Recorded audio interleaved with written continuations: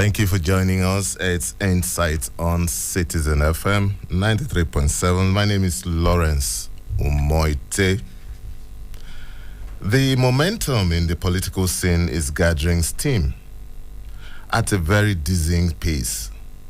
The players, the big ones and the not so big ones, are not letting up any opportunity to firm up advantage and take down perceived rivals. It's a marathon race with the finish line being Saturday, February 25th, 2023. Promises are flying around. Commitments are entered into. Deals are struck on a daily basis. The ultimate aim is a coveted key to the presidential villa next year. On Insight today, we will continue with our 2023 election series. And my guest is someone you would really want to listen to. My guest is Omoyele Sowore, Presidential Candidate of the Africa Action Congress. He's also a human rights activist and a pro-democracy campaigner. Welcome to Insight. Thank you for bringing me. Good morning. It's a pleasure to see you after over 30 years. Yeah, or thereabouts. It's probably a little bit more than that. Oh, well. University of Lagos. Yes. Welcome to Insight, Omoyele Sowore. And in the next 50 minutes or thereabouts, we will be talking with him about his plans, about his manifesto, and some other unfolding political developments in Nigeria. Don't forget it's election year, and as we promised on Insight, perhaps once a week we will bring in presidential aspirants and also national chairmen of political parties to talk to Nigerians, and so that we put some questions to them at the end of the day. This will ensure that citizens make informed choices based on what they hear from the big players. Once again, welcome to Insight. My name is Lawrence Omoyele, and my guest is Omoyele Sowore, Presidential Candidate of the Africa Action Congress. Straight up, let's just start this way. You contested in 2019. That's correct. And you came fifth with 33,000 votes. Are you going to have a better outing this time? Well, I've said it several times, and I'm repeating it here, that the votes that was allocated, that I had, was allocated to me by INEC. We do not consider that particular election to be credible. You think you scored more than that? Oh, absolutely. That's not an election as far as I'm concerned. The 2019 election was the election without credibility. But the Supreme Court said it was an election. Well, there was a winner. Well, it was, I've never seen the Supreme Court reject a bad election in Nigeria before. Really? Yes, no. Well, let's not go into that. I know that several elections have been overturned by the Supreme Court. At the presidential level. Okay. Yes, none. Even when the winner of an election said it was a bad election, talking about former late President Yaradua, they still certified him as the winner. Okay, so this time around, you think you're going to get that prize? The struggle this time around is not just about holding elections, about credible elections as well. Okay, another question that a couple of people have heard ask about you is, Omoyele Sowore, why the president? Why not governor? Why not National Assembly? Why not even councillor? Why the office of the president? I was a president of the University of Lagos Student Union when I was 22 years old. I know. So this will be the second time I will be a president. I win. This president is different. It's not different, considering that on a serious level, when countries are looking for presidents, they look for people who have the capacity, the courage, and the competence to run the country, not those who have experience that have adversely affected their country. So, because I hear this all the time, why don't you go to local government, chairman of local government, why don't you go to states, why don't you become a governor first? And the answer is simple. Those who have been in those positions who have been president, what did they deliver? Nothing. So maybe it's an opportunity for us to try something new, brand new, because we've been trying the same things all over again. And I'm going to say something that is a little bit philosophical too, and this is for young people, that if the old people refuse to let you have experience by remaining in office forever, where do you get the experience from without fighting for it? Yes. I was once, and I like to tell you this because you probably have been aware of it before. I was once invited to a Shell interview in Ondo State, and they invited only first-class students in the universities. So I didn't have a first class, but I went to the interview regardless. And when they said, I hope all of you here have first class, I stood up and said, no, I don't. Because there's no way you can grow up in the Niger Delta region, drinking dirty water, pollution, acid rain, and have first class. So it's wrong of you guys to come from wherever you came from. So are you saying nobody in Niger Delta ever has a first class? No, I'm saying you cannot ask people to get what is not available. Okay. Are you getting my point? And I'm using that analogy to tell of Nigeria that those of us who have on our own pull ourselves up by our bootstraps, we can't keep putting ourselves down by saying, oh, you must keep going lower and lower, when in fact you can aspire to be the best. Obama was the son of an immigrant from Kenya, and his mom was a white woman, and he was confronted with the same thing. You're not white enough, you're not black enough, you're in between, so don't be president. At the point, the issue was his religion. So the political class in Nigeria keep throwing excuses as to why the best in Nigeria should not be in the best positions in the country. So if I go to become the governor of a state, you are satisfied with a president who doesn't know his left from his right? Is that what people are saying? So in countries that are aspiring for greatness, they ask their best to go to the biggest positions. Okay, there are a lot to talk about, but let's just touch on your political party briefly before we move on to other issues. The African Action Congress. Yes, I know that there are elected officials of your party, but some people have accused you of running that party as a CEO. Not true. The party was created in August of 2018, and we immediately got into primaries and had candidates in various positions. And as soon as the election was over in February, the party was hijacked by the secretary of the party with the help of Governor Wike of Rivers State, because they had the problem with the elections in Rivers. What had happened was that the APC, when I adopted our candidate, and we rejected it outright. And the candidate the APC adopted almost defeated Wike. So Wike was afraid, so he had to run to court. But we were opposed to any relationship with the APC and even sanctioned the individual. But because Wike was unable to compromise those of us in the leadership of the party, he went behind us, got the secretary bribed. 100 million naira was the first amount of money. These are heavy allegations. Of course, they have been in court. I'm just telling you because you asked me, so you must be willing to listen to my to my explanations. So, and they hijacked the party. They got a judge, Federal High Court, not far from here, to say that myself and Malcolm Fabi, who you know very well, Malcolm X, were no longer the leaders of the party, while I was on my way to the U.S. upon my completion of election to see my family.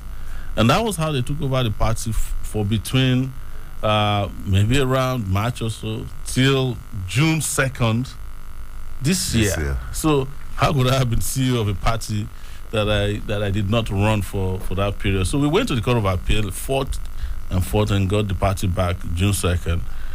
Between June 2nd and when election and primaries were supposed to close, we had 6 days to organize ourselves.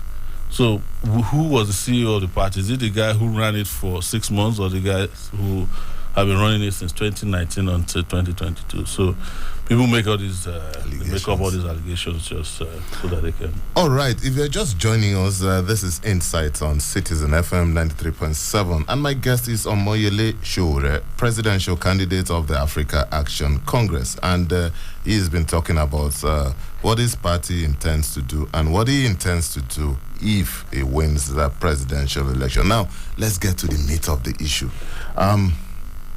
What difference are you bringing to the table?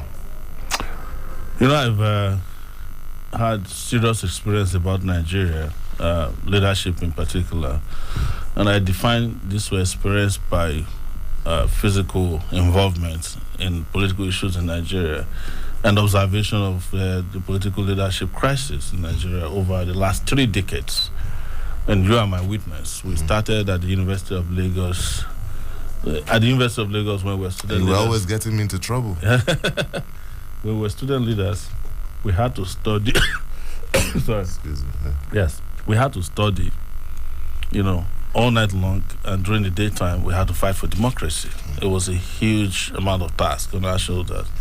Like you said, some of our colleagues, classmates, and schoolmates were of the opinion that we should just abandon Nigeria, graduate and find something to do with our lives. But we decided otherwise. So over these years, I've understudied Nigeria and participated massively in bringing one of the most important turning points in Nigeria's political history, which was ending military rule and bringing about democracy. So, and come to understand completely that without character, without courage, without competence, you can't turn this country around. And where do I get my courage from? Participating in the struggle against military rule, right? Where did I get my character from?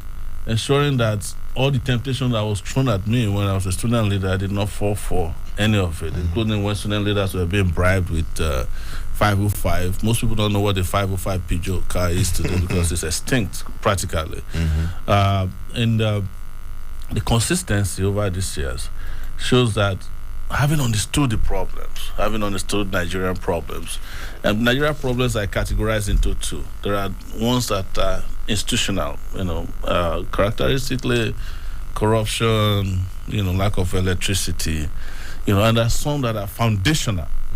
And that is the history of Nigeria itself, how Nigeria came to be, how the people did not participate in creating the country called Nigeria. The same way how Africans did not participate in the meeting they had in 1885, what they call the Berlin Conference, that partitioned Africa. So it's understanding the foundational and the institutional and marrying the two by way of solutions that will bring about the Nigeria of our dream. What are the foundational ones? It has to do with the Nigerian people coming together and deciding what future to brand for itself or to organize for itself. The institutional ones are things that are in some cases very simple to fix. But in Nigeria, leadership in Nigeria that we've observed over the years and experienced over the years make it look as if the simplest task are like trying to, they make it look like rocket science. What are the tasks of road construction? Make it difficult. Employment, they'll make it look difficult. Security, they make it look difficult. Such that Nigerians have gotten to a point where they're always believing that there has to be some extraterrestrial force or president that must come and solve Nigeria's problem. And I'm saying that having experienced all this, having participated in some of the most difficult tasks of nation building, I am better experienced, and I will make a difference. There's no question about it, because when I was in university, I made a difference in the life of the country. When I left university, I made a difference in the life of the country by way of my involvement in media. I made a difference in organizing protest movements in the country. I made a difference in personal development of myself. Having left the University of Lagos battered, as you know, and traveling all the way to one of the best universities to do my master's in the US, I made a difference globally, speaking about environmental issues, human rights issues in Nigeria. I made a difference by teaching in a university for 10 years in the US, without most of you even knowing about it. So, and I've made a difference by ensuring that I am different from those who destroyed Nigeria. Okay, let's look at your candidature. Some people have also described you as radical, too radical, so to speak. This set of people believe that this may just be your Achilles heel, your major disadvantage. Some people point out some of the things you say you would do has been too radical. You're going to legalize marijuana, going to shut down police barracks, while your colleagues are paying homage to the political makers around the country, you are not doing that. What do you say about this? I think the problem is that I think they're not radical enough.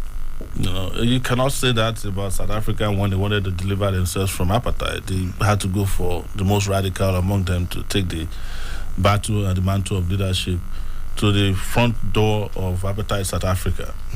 I cannot, in good conscience, for instance, wake up and be greeting people who killed Delegiwa or who were suspected to have killed Delegiwa in 1986, not mentioning names, because I know how difficult it is for you guys on radio in Nigeria, in media in general. I cannot go and be hobnobbing with people who have been involved in corruption and have been cited in various corrupt activities in the country. When I mentioned the legalization of marijuana, it was 2019, and now Canada is making $4 billion every year from legalizing marijuana. Most people don't know that the part of marijuana that scares people is just 3% of marijuana. That's the THC. It's an element within marijuana. That's the one that makes people high. And I should say, by way of caveat, that I don't smoke marijuana. But it's very powerful medicinal plant that is found in Nigeria, particularly in Ondo State, Ekiti State, and Delta State.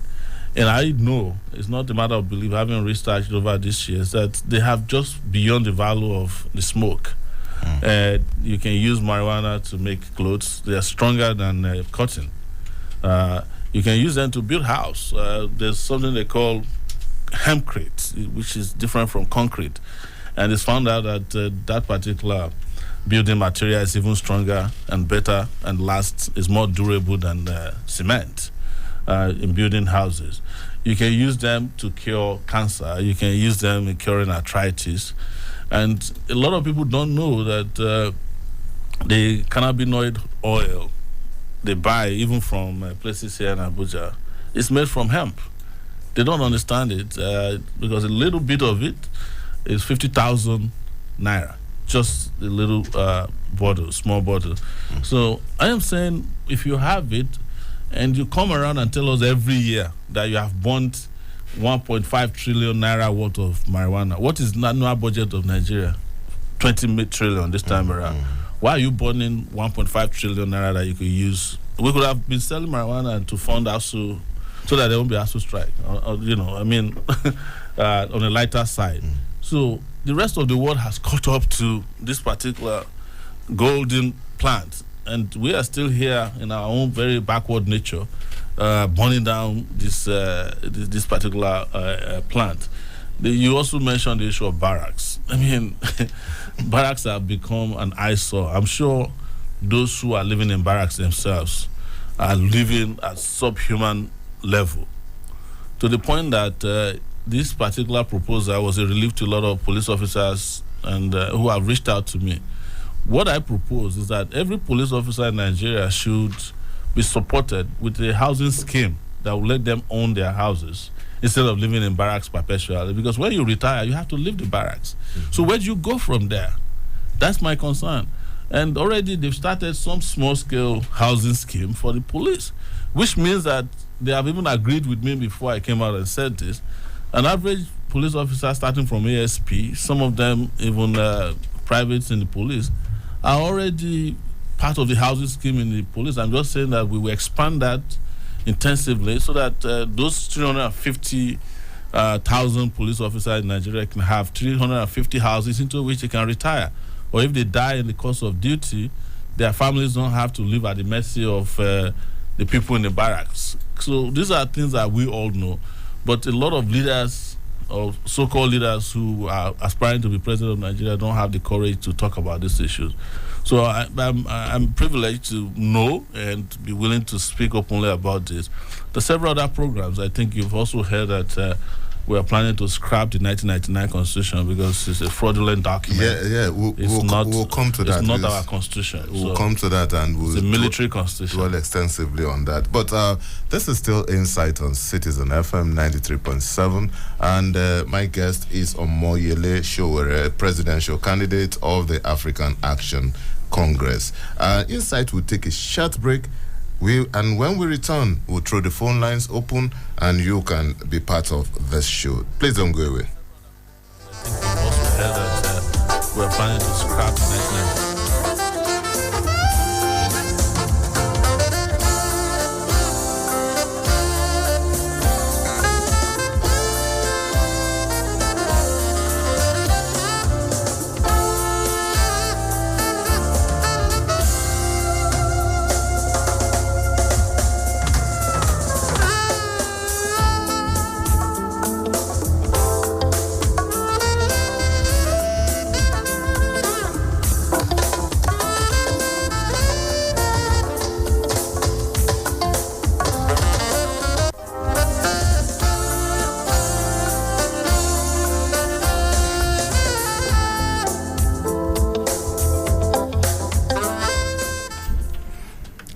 Thank you for staying tuned. It's still Insight on Citizen FM 93.7. My name is Lawrence Omoite, and Omoyele Sowore is still in the studio. Presidential candidate, Africa Action Congress.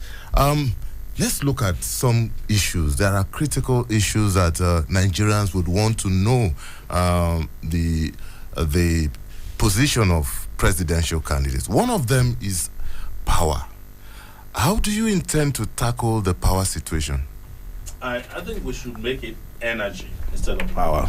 Power is just part of the energy needs we have in the country. Power meaning electricity. But a country is never going to develop without an energy source that is sustainable and constant. What has been the issue is that we have not developed our power sector the way we should, electricity now. But that is not the only thing affecting the Nigerian people. The Nigerian people have an issue of, cooking gas, industrial gas supplies. We have issue of supply of petroleum resources, particularly diesel, kerosene, jet A1 fuel. And I want to say before I start dabbling into the solution that without an energy source that is constant and sustainable and reliable, this country is never going to develop. You are hearing it from me, and I don't think I'm saying anything very too powerful or unheard of. But the solution is to first and foremost look at how to develop generation very quickly. We're at a miserable 7,000 megawatts of electricity at this point. We need to go to 24 and eventually 60,000 megawatts in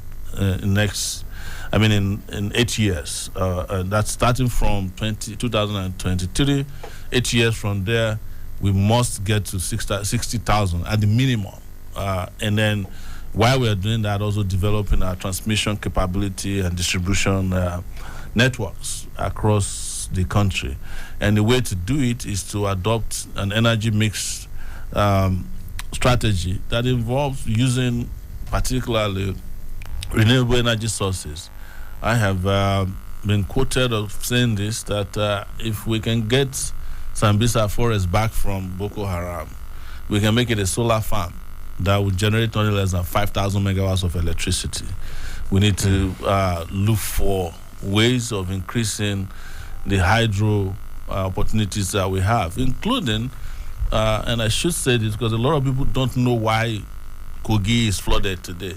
A lot of people don't know why Anambra is underwater today and Bayelsa is underwater. In 1983, there was a lake in Cameroon, I think it's called Lagdo Lake, and they built a dam on their own side of it. And Nigeria was supposed to build its own dam that would generate electricity if they wanted on it. Nigeria refused. As Nigeria has always failed, they failed to do that. And every year now, when the dam is full in Cameroon, they tell Nigeria we are going to open the dam because we don't want our own side of this to be flooded. So they open the dam, And before you know it, Kogi is down, Anambra is down, parts of Delta is down with flooding, Nasarawa is down. And these are not the kind of floods that destroy just 5 houses. They wipe out entire villages, sometimes towns, and they kill lots of our people, and they destroy agricultural farms. They destroy the ecosystems as we know them. And so hydro is also very important. And then the proper rehabilitation of the power stations we have, which will take us immediately upon arrival in office, that will take us to 10,000 or thereabout, because we have all these gas plants. I have their records, and what they are built to produce and what they are producing is nothing to write home about. Oh, okay. So to such an extent that it is very, very important that we elect people who understand these things, though, because under the People's Democratic Party government, they spent $16 billion to buy Nigerian darkness. We are still calculating in one of the APC. Okay, you can be part of this program by calling us on 0903 222 9797. That's 0903 222 9797. You can also call us on 0808 2222 037. That's 0808 2222 037. In the alternative, you can call us on 0818 222 2205. I think we have a caller here. That's hello, good morning. Hello, good morning. Hello, we've picked your call. Hello, good morning. Good morning, Mr. Lawrence. Good morning. Who's on the line, please? My name is Patrick. Okay, Patrick, go ahead, please. Good morning, Mr. Sowore. Good morning, Patrick. How are you today? I'm fine. I know that you're a very brilliant man. I have known you. I followed you. My question here to you, sir, is this. How are you trying to convince Nigerians that they need to vote you in as the next president of Nigeria? There are some people who call themselves, there are some people we see on social media who are very loud. And we know that the APC candidate too has supporters, and the PDP candidate has supporters. So you now, as the candidate of AAC, how are you trying to convince the whole of Nigerians, the 36 states of Nigeria, including the FCC, that they need to vote you in as the president? Because there are so many things you have highlighted, you have said on this platform now, and you are convincing me. But how will you convince others that they need to vote you in as the next president? Thank you. All right, thank you, Patrick. Before you answer that, let me read another. There's a WhatsApp message here so that you take the two together. It says, "Good morning, Lawrence.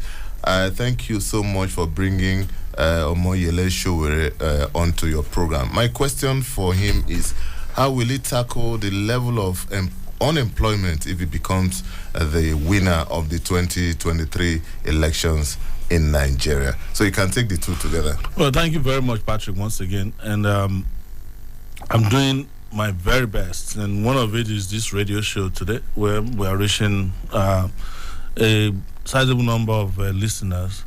But that's not the only thing. Nigerians must decide, and I repeat here, the operating word is must decide this time around, if they want to vote for popular candidates by virtue of what you have said, or competent candidates. Because it's very easy to buy popularity. It's easy to pay off influencers on social media to paint white as red and present incompetent candidates, complicit candidates as the most competent in the country. But as you're hearing me, you also have a job to spread the message to those who are around you. And I know you have your own social cycle of influence, and you should use it, because we have been around for 62 years now as a nation. And we've always made that mistake of voting for people based on religion, on ethnicity. We voted the last time on the basis of lies, and we cannot continue doing that in this dispensation. So I'm pleading with you because I don't have a deep pocket. And as I've earlier discussed with our host here, I also refuse to go and meet those who have deep pockets. I refuse to go and genuflect on the altars of the fallen gods of this country. One moment, there's a call here. Let's take this. Hello, good morning. Hello, good morning. How are you doing, sir? Good morning. Who's on the line, please? Yeah, Yemi is my name. Yemi Ajayi is my name. All right, Yemi. Yemi, please, can you speak louder? Just go ahead. Okay, please. I actually want to ask the AAC Presidential Candidate. Like now that his national passport has been collected from him and he can't leave Nigeria. So what are you making to raise funds? Because I believe the people in Nigeria here, for them to raise funds, it will be quite difficult because of the economic situation. And without a very good engagement with those in diaspora, I don't think or they will be forceful about raising funds for me. Because I believe the economic atmosphere in Nigeria, or the political atmosphere in Nigeria, it can't really thrive without proper sponsorship. I mean, when money is really involved in the election. All right. So that's the question for me. Thank you so much. And just like the other one, before you answer that, let me add this, because I was coming to the issue of funds. We have not seen or heard about your campaign council. Don't you believe in setting up a campaign council? We have a campaign council, but I'm not going to be loud about the campaign council. I just hate this lousy way of doing politics in Nigeria. For just to say it, I did not stop campaigning since 2019. So the council has always been there. Yeah. And our campaign council members are the ones who will go to protest. They are the ones who will fight for good governance. They are the ones who fought during NSAS revolution now and all the struggles. And they are in villages, they are in towns, they are on campuses.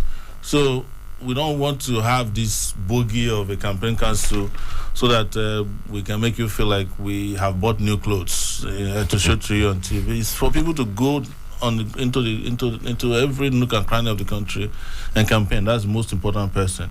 So anybody that believes in us, or that believes in our agenda and our ideology, is a member of our campaign council. That's the way we see it. Though we have organized an administrative campaign council, but we are not going to go the route of the other people who love just shouting about campaign council, when in fact they should be announcing that these are violence councils, these are bribery councils, these are compromising councils. Okay. Yes. But there was a question about employment. And yes, I know this unemployment. All the issues that we stated out in our campaign agenda, which has to do with security, the energy sector, power, infrastructure, fighting corruption and education, investment in education, and developing a brand new economic system that favors our people. We immediately provide employment. A huge amount of employment will come from the fighting insecurity, because we have shortage of security agents in the country, and we will employ more of them. We will employ over 200,000 nurses. Now we have to, 600,000 is our plan for over 8 years. Now we have to employ more because the US and the UK and Canada have taken over 8,000 doctors away from us in the last 2 years after they had COVID. And we all suffered from COVID anyway, but they had the advantage because they can pay them better and remunerate them better. The energy sector alone is capable of providing over 2 million jobs. Just to put in place a solar farm, all the young people that will be employed, not only are they going to get employed to do the job, but they have the opportunity of technology transfer. The massive amounts of housing that we need to build for policemen, soldiers, and our own citizens will provide huge amount of employment. The number of roads, drinking water that we have plans for, number of teachers that we need to put in our schools are all going to be sources of employment. And we will fight corruption so that nobody takes away what belongs to all of us. All right, let's take this call. Hello, good morning. Hello, good morning. Good morning. Who's on the line, please? Senior Citizen Abimbola, calling from Ninyanya. All right, Senior Citizen Abimbola, please go ahead. I salute your guest in the house, and I admire his astuteness in his delivery. I have a question for him. Please go ahead. Thank you very much. Will you, sir, accept any political appointment from the government of the day, either now or in the near future, should you fail in your bid to emerge? Will you now in the near future, so that you can function in that area of the sphere of your influence? Thank you. This is my question. Okay. Well, I get asked this question all the time. I have been around, for those who care to know, for 32 years, doing the same thing, consistently fighting bad governance. When I was in my 20s, I was offered political appointment. I didn't accept. In my 20s, I was offered a 505 saloon car, SR, the one that used to have AC, Teroba. I didn't accept. I met Abiola when I was fighting against June 12 in 1990. He gave me 800,000 naira, which is today more than about $800,000. I didn't accept. So I'm not doing this for political appointments. And you know that those who claim that they can work from the inside, they discover that the inside is a cemetery.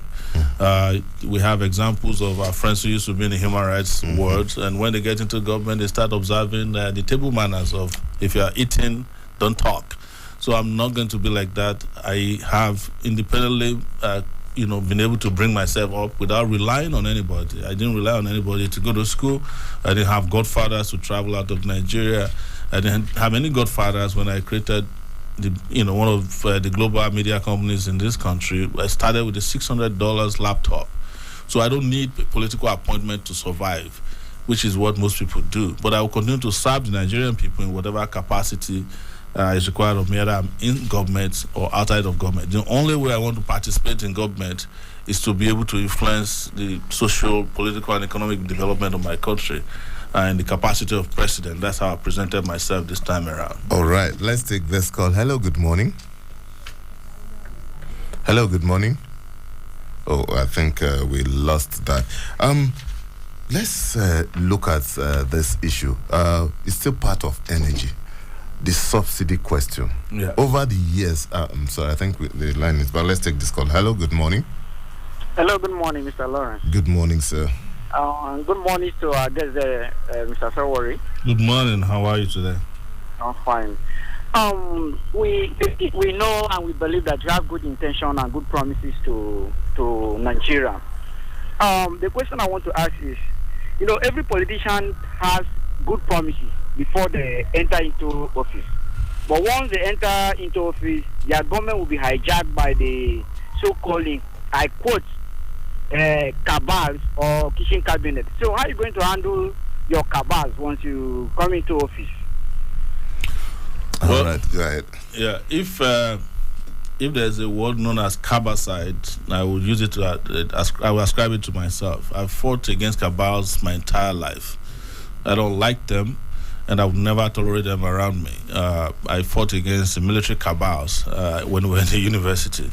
We have fought since 1999 against the civilian cabals in the oil sector, cabals in the subsidy sector, cabals in central bank, cabals who are in customs, immigration. There's no cabal in Nigeria that I've not fought against, including sometimes extra governmental cabals in the religious sector, So there are cabals everywhere, and I can show you evidence that I fought all of them without fear.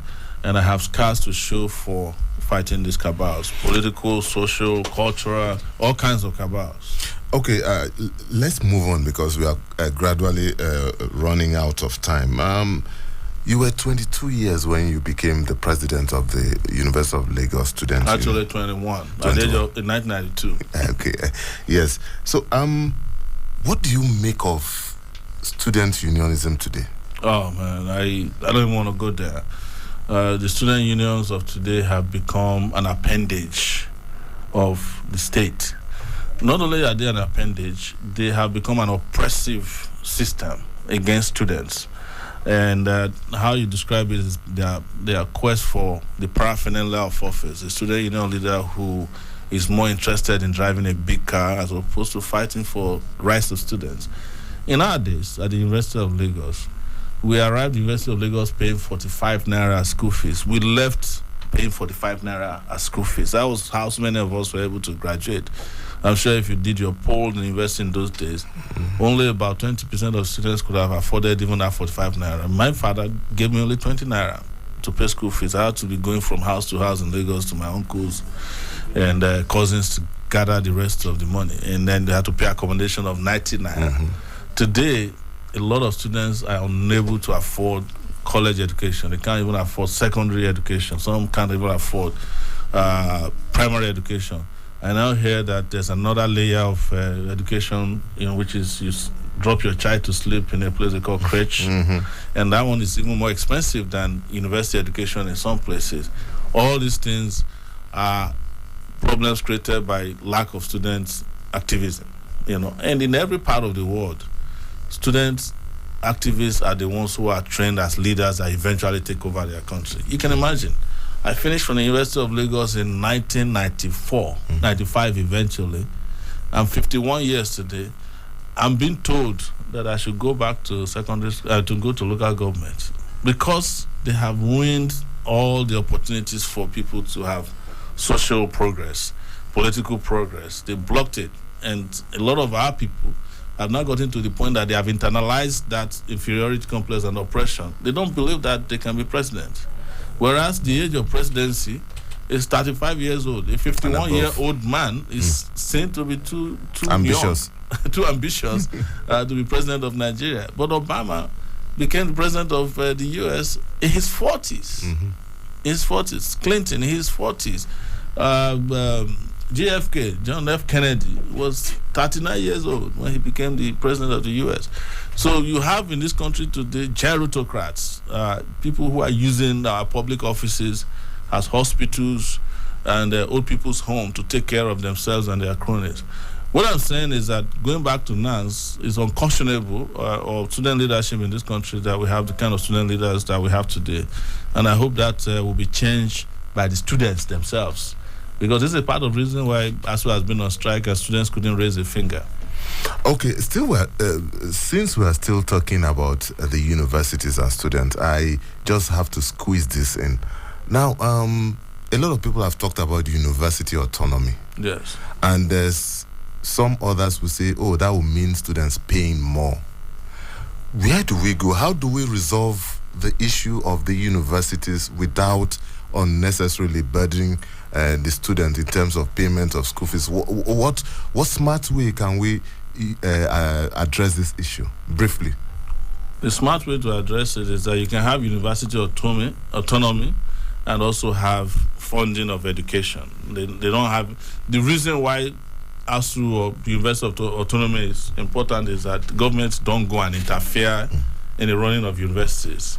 Because universities are supposed to be a special place for development of the brain. But if they put it money there, they also need to know how. They don't need to. Do you know that there was a time in this country that the government imposed a former general as the vice chancellor of a school at Ahmadu Bello University? I think it's Kotangora.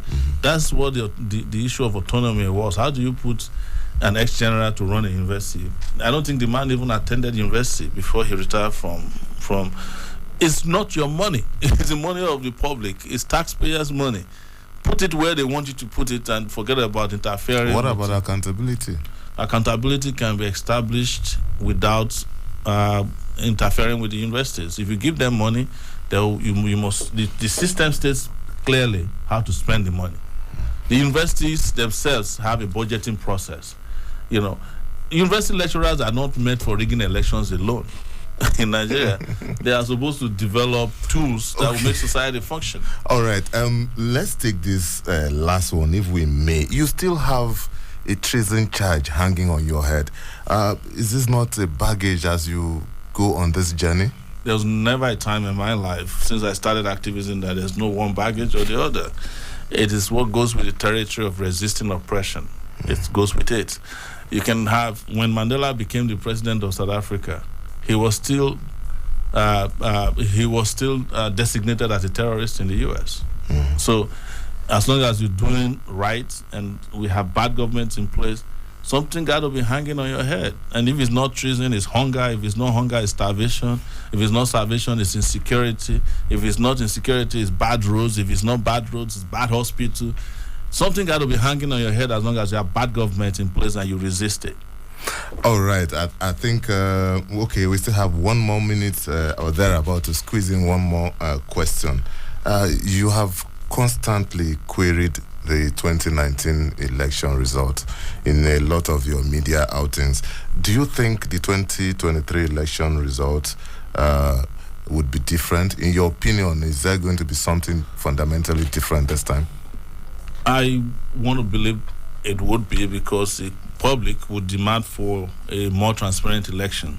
But the person I am, I'm a pessimist by nature, and I expect the worst and hope for the best. Yes.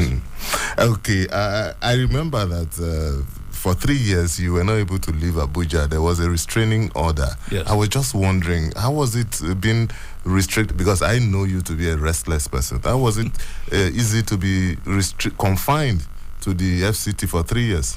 Well, it's the same thing as being confined in Nigeria. Nigeria is an open prison.